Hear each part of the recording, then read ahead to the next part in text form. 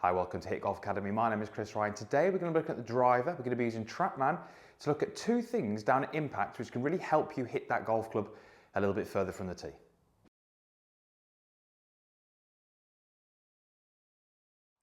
So driver distance, that is always going to be a pretty hot topic. Everybody wants to hit the driver further and we all want to hit it straighter. Today we're going to look at two things that happen down at impact, which if you improve, I really believe are going to help you hit the ball a little bit further. We're going to be looking at strike point, so where you actually make contact with the golf club on that club face, and we're also going to be looking at attack angle.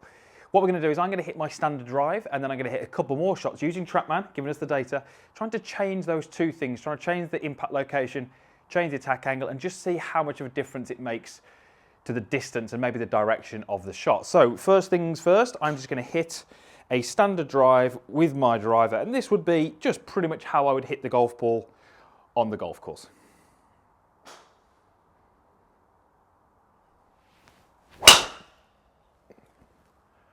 Okay, so that's slightly left of the centre line, but that felt pretty good.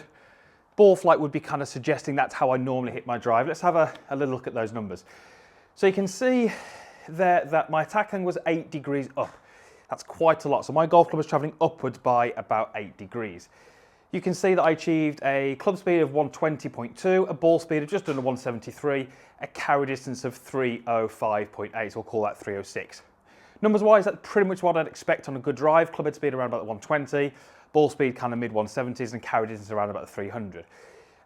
Ball speed relative to club speed, which is the smash factor, would tell me that felt pretty much out the middle of the golf club. So if I can keep my club speed around about 120, what is going to happen if I really start to miss the middle?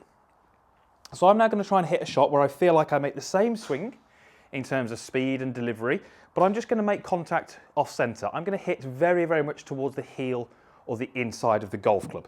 And the two numbers we're really looking at here will be what the ball speed changes, so how does it change from 173, and what that does to the carry distance of 306. So let's go ahead and hit that one.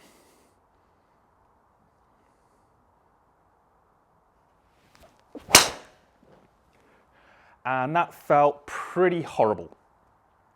So we'll have a look at the numbers there. Now, club speed changed a little bit. Okay, so it was down to 114.4, so 6 miles an hour slower, so I didn't quite put as much energy into that. But look at the ball speed, it's 151, so that's a good over 20 miles an hour less than it was on my full swing. Now, I did drop the club speed by 6. That would normally translate to about maybe 9 miles an hour of ball speed. So that 173, we'd expect that to drop to maybe 164, but it's actually dropped to 151, a big, big difference there. And just look at the difference in the carry. That's 232.7. That is a ridiculously massive loss of distance just because I missed the middle. I've swung that golf club at 114.4 miles an hour, which is slightly above tour average, and I've carried it 230 yards. That is a really, really poor distance based on the amount of speed that I put in. All I did was I just hit the inside of the golf club.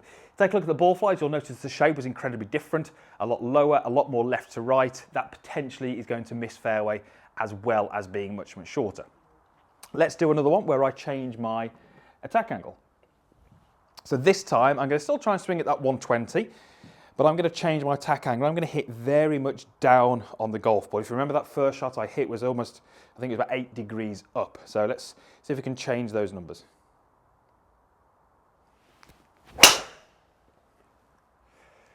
Okay, so certainly felt a little bit down. And yes, we can see the numbers there. So club head speed 117. So again, sort of in that region of where I was, a little slower.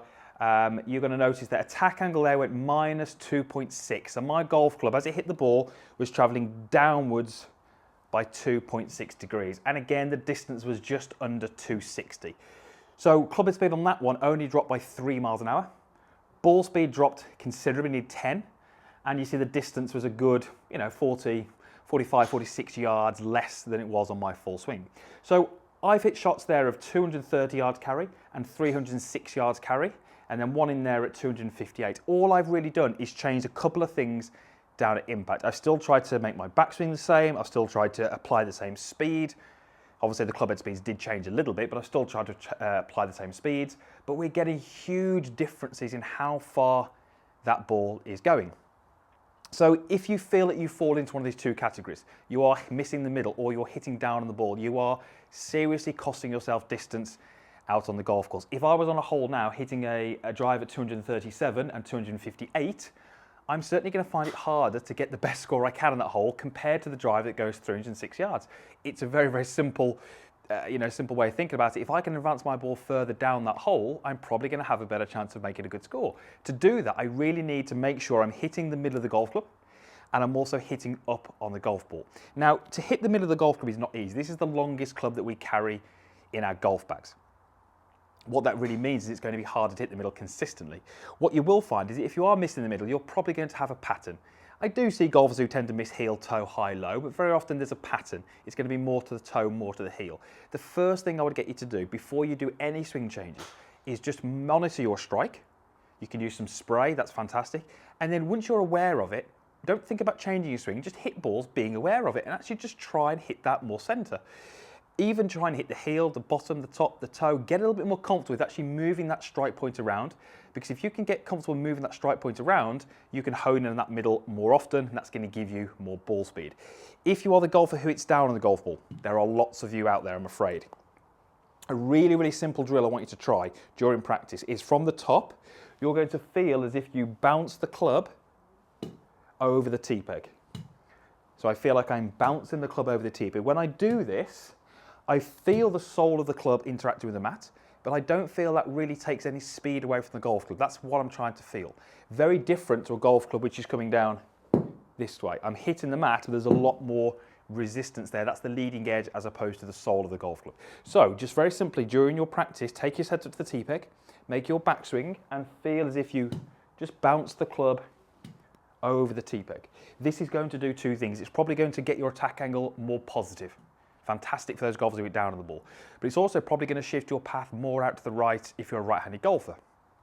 Very often the golfers who do hit down on the ball will have a club path which is to the left. There is a correlation between the two. So if we can get those two things in place, we can start to hit up on it and we can start to change our attack angle.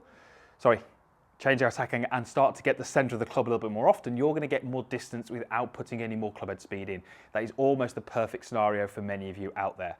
Once you are hitting the middle of the golf club or delivering the golf club into the ball consistently, you can potentially then start to look at adding a little bit of club head speed. But let's first of all make sure we're getting these two things correct. That's going to give you more distance for less speed. Going to make the game a lot easier if you can do that from the tee. Thanks for watching. Hopefully that was a little bit more informative for you. Try to get the Trackman data in there because that might add a little bit to the videos. Let me know what you thought. I can certainly do more videos with Trackman, with body track, with the technology that I've got if you feel that's going to help you progress your games and maybe understand the game a little bit more. So thanks for watching. Usual stuff, as always, is down below. There's a comments box down there. There's a link to subscribe. More videos coming each and every week. Make sure you click that button. Make sure you don't miss any of those new content. Thanks for watching. We'll see you again soon.